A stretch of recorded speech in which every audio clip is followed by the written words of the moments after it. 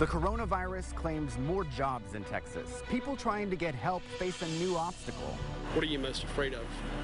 Honestly, losing my home, being back on the streets. We investigate a new hurdle for Texans to get paid, even after they get approved for unemployment. Daughters mourn the loss of their mother.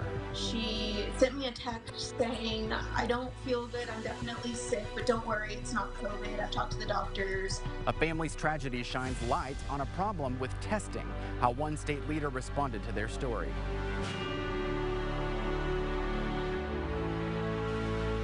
Hello, and thank you for joining us for this special edition of State of Texas. I'm Josh Hinkle, and today I join you from downtown Austin, right down the street from the state capitol, and right across the way from the Texas Workforce Commission. That is the state agency that handles unemployment claims in Texas, and they've been overwhelmed. In one day, they handled 1.7 million applications. That's more than double what they had in all of 2019.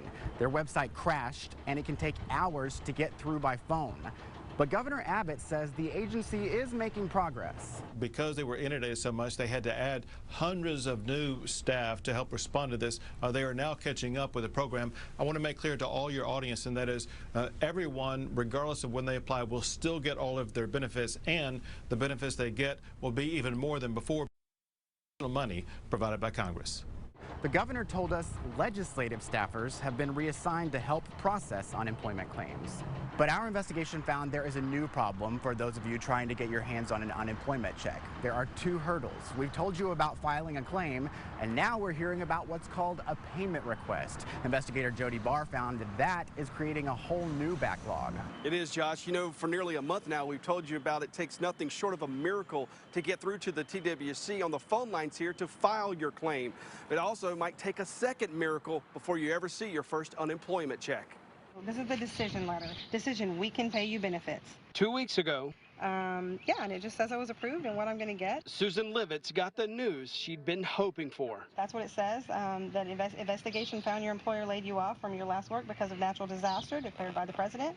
And that they could pay the benefits. The TWC told her to file a payment request and her money would be on the way. We're almost at a month since filing, and I haven't got anything. Livitz, like hundreds of thousands of other Texans, got through and got approved for unemployment through the TWC. Every 2 weeks, you have to go online and request those payments.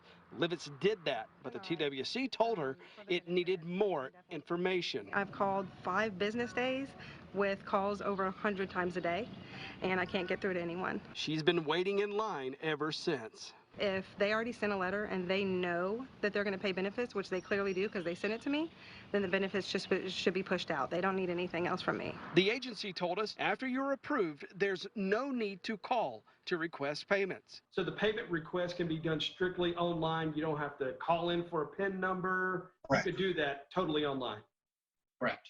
But we're finding that's not the case. This was what it will do forever. It'll just say this site can't be reached. Megan Donaldson filed her application and got approved. But she says the TWC keyed in her job information from the last time she filed for unemployment a few years ago. That was on Monday, 332 calls. She's back in line trying to get through again. Now I'm sitting here with the mistake that they did and not being able to get a hold of anybody to fix it. Even after she gets that sorted, she still got the payment request to deal with. Donaldson was homeless after her last layoff, and she could be a month away from being there again. What are you most afraid of? Honestly, losing my home, being back on the streets, not being able to just have a normal life again. The other form here says exactly how much I'm going to get. Susan Livitz thinks the TWC still isn't doing enough. I think they're doing what they can with what they have, but what they can do, they can hire more people, they can extend their hours. Right now, it almost seems like they should be going 24/7.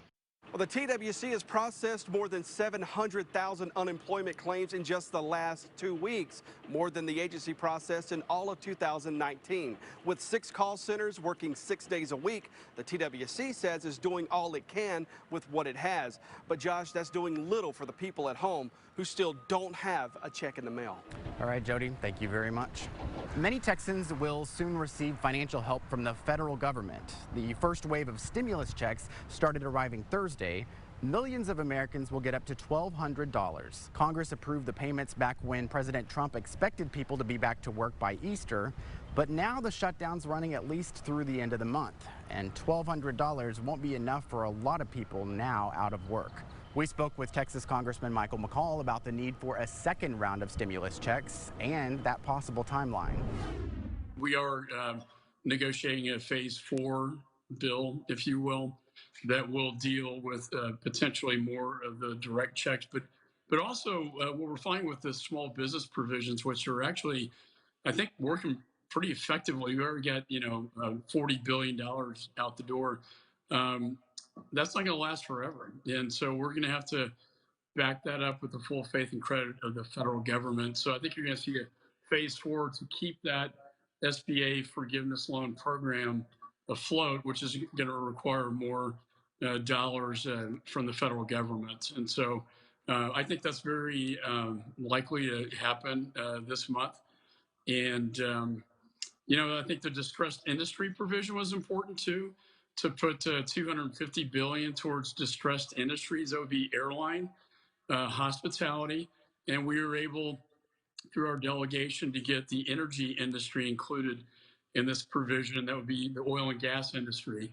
They've been hit very hard by kind of a double whammy, if you will, of the downturn in the economy, but also this war between Russia and the Saudis over energy flooding the market, bringing the price down so low that they're trying to run our industry and our fracking capabilities out of business. So we were able to include that sector in this bill, which I think is very, very important. Lastly, $100 billion towards hospitals, because what we saw in Italy was the care providers came down with the virus and they didn't have the healthcare infrastructure and the hospital beds to absorb all the patients, and it literally collapsed on itself. We put $100 billion to help our hospitals stay open with the bed space that we anticipate right now going into this month. The surge is going to happen.